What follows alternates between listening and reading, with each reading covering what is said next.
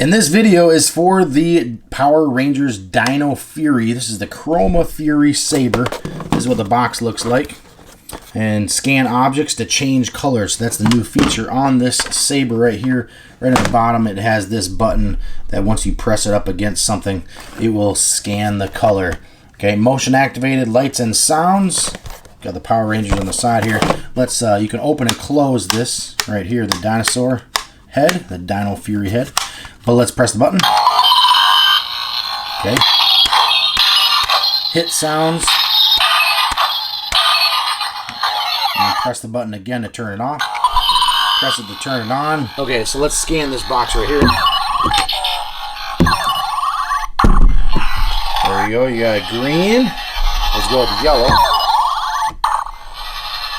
Going with the yellow. Actually, it didn't change that time.